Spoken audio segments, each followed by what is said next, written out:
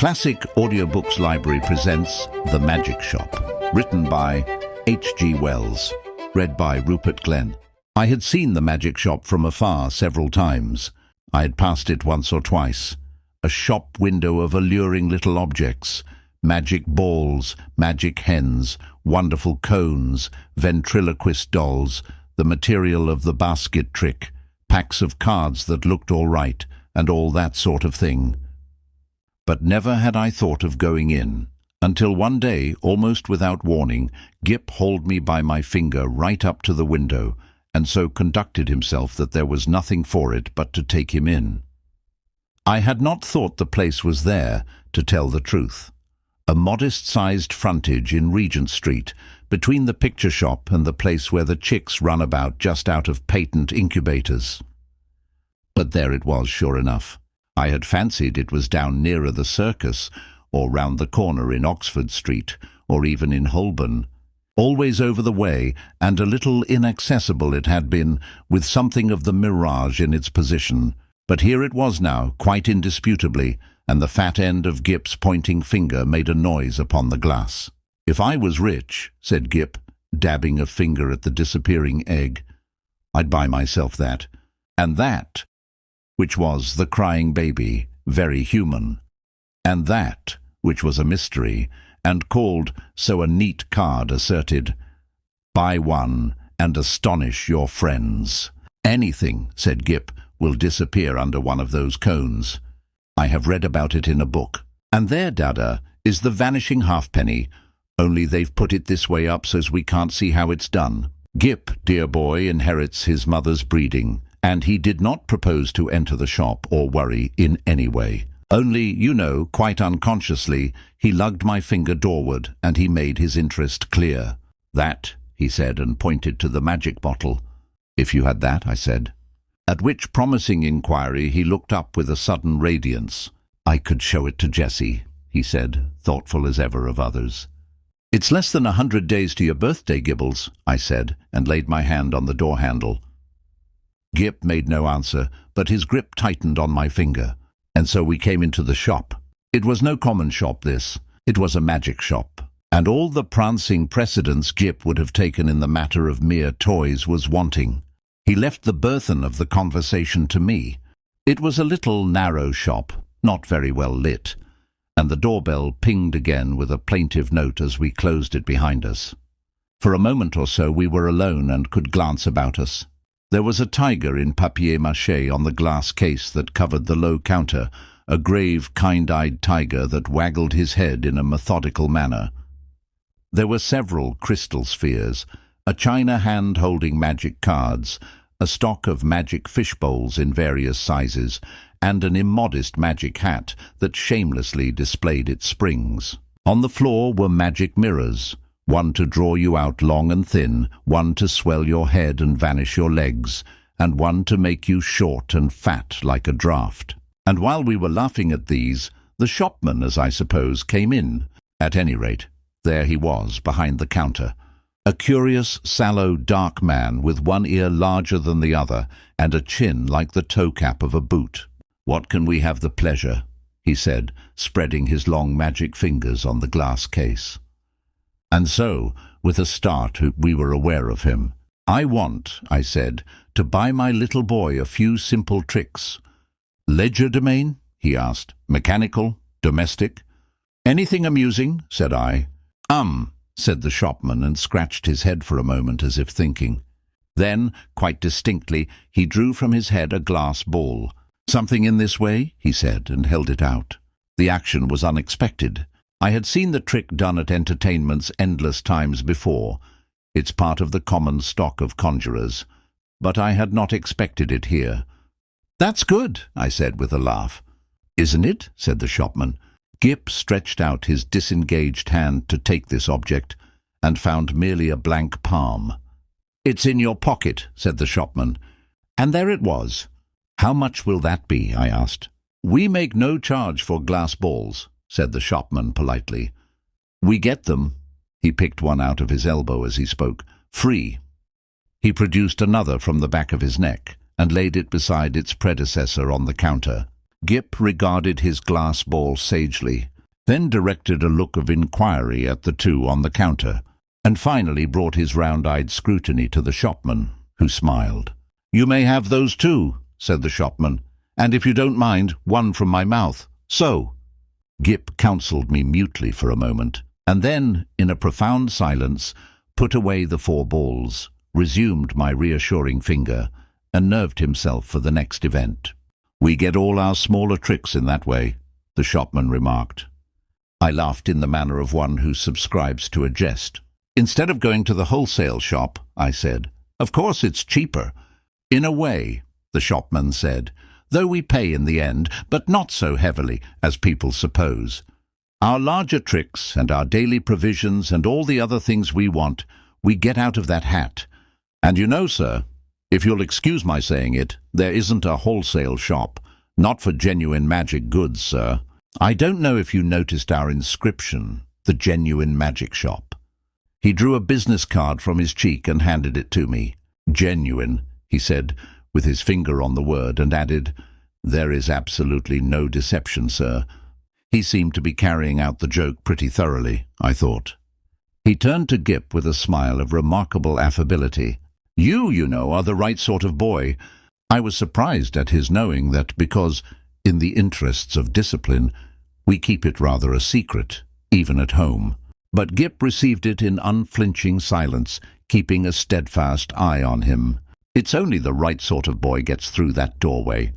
And as if by way of illustration, there came a rattling at the door, and a squeaking little voice could be faintly heard. "Nia, I wanna go in there, Dada. I wanna go in there. Ni-ah-ah-ah." And then the accents of a downtrodden parent urging consolations and propitiations. "It's locked, Edward," he said. "But it isn't," said I. "It is, sir," said the shopman, "always for that sort of child."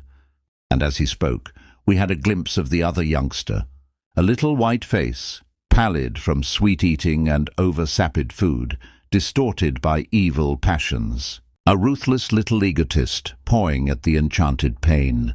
"It's no good, sir," said the shopman as I moved, with my natural helpfulness, doorward. And presently the spoilt child was carried off howling. "How do you manage that?" I said, breathing a little more freely. "Magic," said the shopman with a careless wave of the hand, and behold, sparks of coloured fire flew out of his fingers and vanished into the shadows of the shop. "You were saying," he said, addressing himself to Gip, "before you came in, that you would like one of our buy one and astonish your friends boxes?" Gip, after a gallant effort, said, "Yes, it's in your pocket." And leaning over the counter, he really had an extraordinarily long body. This amazing person produced the article in the customary conjurer's manner. "Paper," he said, and took a sheet out of the empty hat with the springs. "String," and behold, his mouth was a string box, from which he drew an unending thread. When he had tied his parcel, he bit off, and, it seemed to me, swallowed, the ball of string. Then he lit a candle at the nose of one of the ventriloquist's dummies, stuck one of his fingers, which had become sealing wax red, into the flame, and so sealed the parcel. "Then there was the disappearing egg," he remarked, and produced one from within my coat breast and packed it, and also the crying baby, very human. I handed each parcel to Gip as it was ready, and he clasped them to his chest. He said very little, but his eyes were eloquent. The clutch of his arms was eloquent. He was the playground of unspeakable emotions. These, you know, were real magics. Then, with a start, I discovered something moving about in my hat, something soft and jumpy. I whipped it off, and a ruffled pigeon, no doubt a Confederate, dropped out and ran on the counter, and went, I fancy, into a cardboard box behind the papier-mâché tiger. "Tut, tut," said the shopman, dexterously relieving me of my headdress. "Careless bird, and as I live, nesting." He shook my hat, and shook out into his extended hand 2 or 3 eggs, a large marble, a watch, about half a dozen of the inevitable glass balls, and then crumpled, crinkled paper, more and more and more, talking all the time of the way in which people neglect to brush their hats inside as well as out. Politely, of course, but with a certain personal application. All sorts of things accumulate, sir. Not you, of course, in particular. Nearly every customer. Astonishing what they carry about with them. The crumpled paper rose and billowed on the counter, more and more and more, until he was nearly hidden from us. Until he was altogether hidden, and still his voice went on and on. We none of us know what the fair semblance of a human being may conceal, sir. Are we all, then, no better than brushed exteriors, whited sepulchres? His voice stopped, exactly like when you hit a neighbour's gramophone with a well-aimed brick. The same instant silence, and the rustle of the paper stopped. Everything was still. "Have you done with my hat?" I said, after an interval. There was no answer. I stared at Gip, and Gip stared at me, and there were our distortions in the magic mirrors, looking very rum and grave and quiet. "I think we'll go now," I said. "Will you tell me how much all this comes to?" I said on a rather louder note, "I want the bill. And my hat, please." It might have been a sniff from behind the paper pile. "Let's look behind the counter, Gip," I said. "He's making fun of us." I led Gip round the head-wagging tiger. "And what do you think there was behind the counter?" "No one at all. Only my hat on the floor, and a common conjurer's lop-eared white rabbit, lost in meditation, and looking as stupid and crumpled as only a conjurer's rabbit can do." I resumed my hat, and the rabbit lolloped a lollop or so out of my way. "Dada," said Gip in a guilty whisper. "What is it, Gip?" said I. "I do like this shop, Dada." "So should I said to myself, if the counter wouldn't suddenly extend itself to shut one off from the door. But I didn't call Gip's attention to that.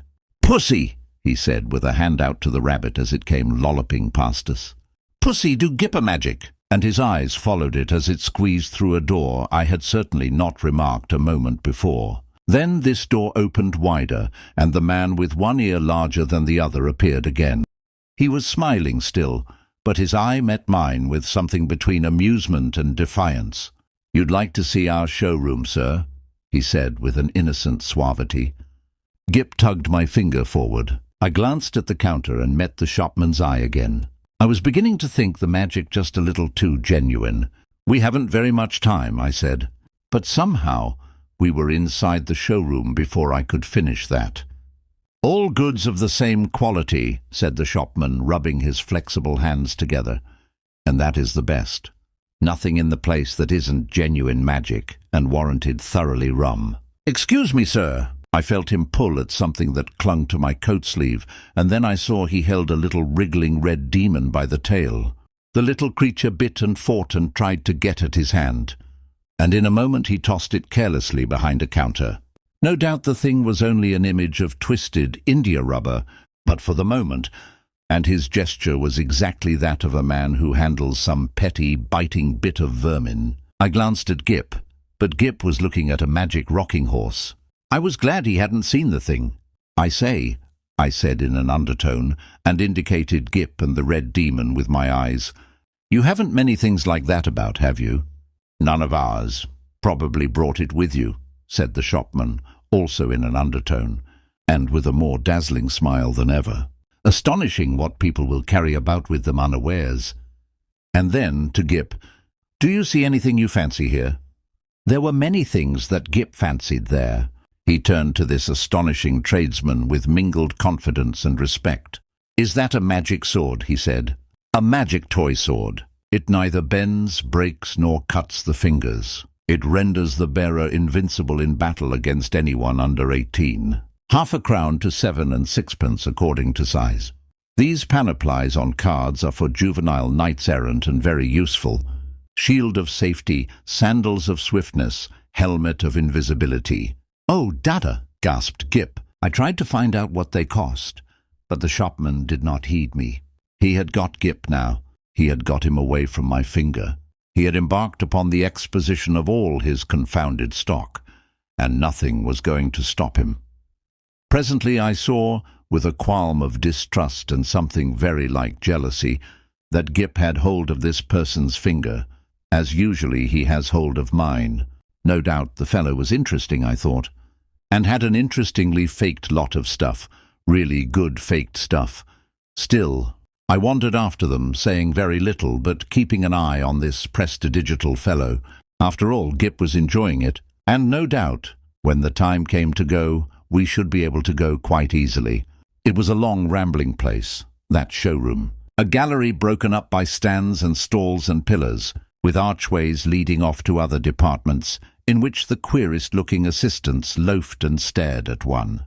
There were perplexing mirrors and curtains, so perplexing, in fact, that I was presently unable to make out the door by which we had come. The shopman showed Gip magic trains that ran without steam or clockwork, just as you set the signals, and then some very, very valuable boxes of soldiers that all came alive directly you took off the lid and said, I myself haven't a very quick ear, and it was a tongue-twisting sound.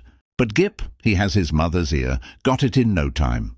Bravo, said the shopman, putting the men back into the box unceremoniously and handing it to Gip.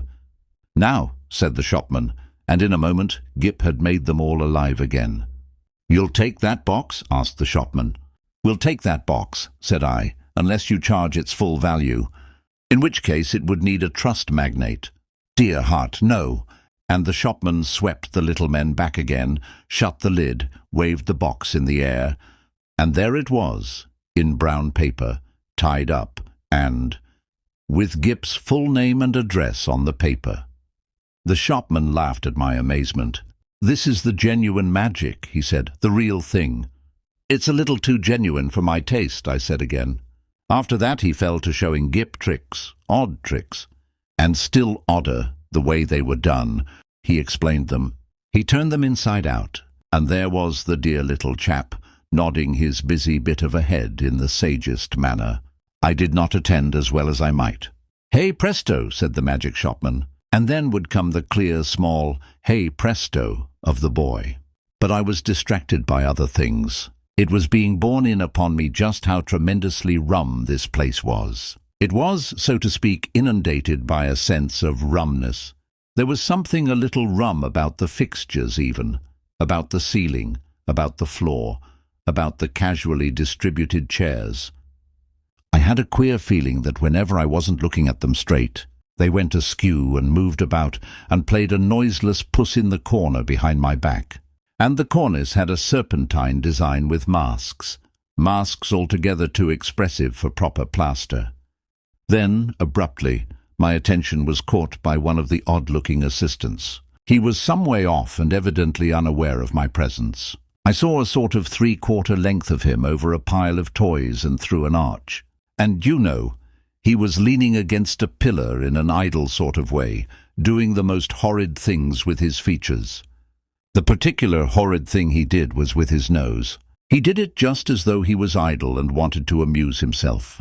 First of all, it was a short, blobby nose, and then suddenly he shot it out like a telescope, and then out it flew and became thinner and thinner until it was like a long, red, flexible whip. Like a thing in a nightmare it was. He flourished it about and flung it forth as a fly-fisher flings his line. My instant thought was that Gip mustn't see him. I turned about, and there was Gip, quite preoccupied with the shopman and thinking no evil. They were whispering together and looking at me. Gip was standing on a little stool, and the shopman was holding a sort of big drum in his hand. "Hide and seek, Dada," cried Gip. "You're he." And before I could do anything to prevent it, the shopman had clapped the big drum over him. I saw what was up directly. "Take that off," I cried. "This instant! You'll frighten the boy. Take it off." The shopman with the unequal ears did so without a word, and held the big cylinder toward me to show its emptiness. And the little stool was vacant. In that instant my boy had utterly disappeared. You know, perhaps that sinister something that comes like a hand out of the unseen and grips your heart about. You know it takes your common self away and leaves you tense and deliberate, neither slow nor hasty, neither angry nor afraid. So it was with me. I came up to this grinning shopman and kicked his stool aside. "Stop this folly," I said. "Where is my boy?" "You see," he said, still displaying the drum's interior, "there is no deception." I put out my hand to grip him, and he eluded me by a dexterous movement. I snatched again, and he turned from me and pushed open a door to escape. "Stop," I said, and he laughed, receding. I leapt after him, into utter darkness. Thud! Lord bless my earth, I didn't see you coming, sir. I was in Regent Street, and I had collided with a decent-looking working man. And a yard away, perhaps, and looking a little perplexed with himself, was Gip. There was some sort of apology, and then Gip had turned and come to me with a bright little smile, as though for a moment he had missed me. And he was carrying 4 parcels in his arm. He secured immediate possession of my finger. For the second I was rather at a loss. I stared round to see the door of the magic shop, and behold, it was not there. There was no door, no shop, nothing. Only the common pilaster between the shop where they sell pictures and the window with the chicks. I did the only thing possible in that mental tumult. I walked straight to the curbstone and held up my umbrella for a cab.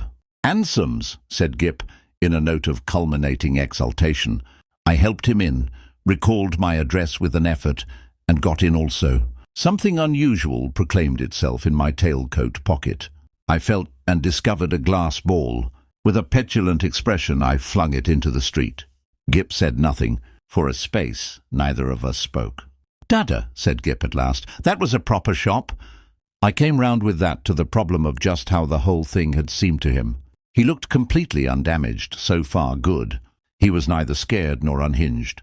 He was simply tremendously satisfied with the afternoon's entertainment. And there in his arms were the 4 parcels. "Confound it, what could be in them?" I said. "Little boys can't go to shops like that every day."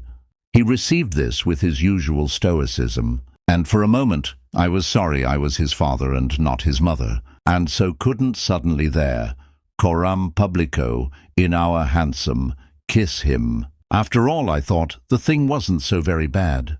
But it was only when we opened the parcels that I really began to be reassured. 3 of them contained boxes of soldiers, quite ordinary lead soldiers, but of so good a quality as to make Gip altogether forget that originally these parcels had been magic tricks of the only genuine sort. And the 4th contained a kitten, a little living white kitten in excellent health and appetite and temper. I saw this unpacking with a sort of provisional relief. I hung about in the nursery for quite an unconscionable time. That happened 6 months ago, and now I am beginning to believe it is all right. The kitten had only the magic natural to all kittens, and the soldiers seemed as steady a company as any colonel could desire. And Gip? The intelligent parent will understand that I have to go cautiously with Gip. But I went so far as this one day.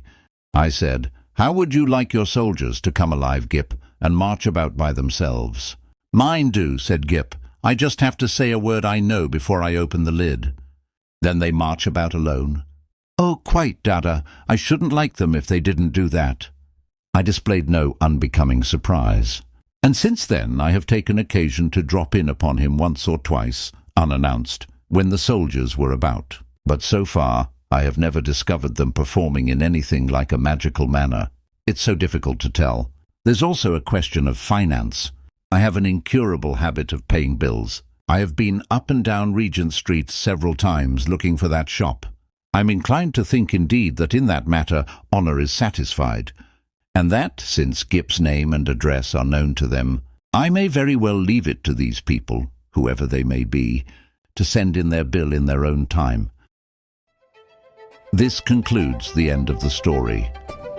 Thank you for listening to Classic Audiobooks Library. To hear more free stories like this, be sure to subscribe and turn on notifications. We hope you will join us again for more timeless stories. Until next time.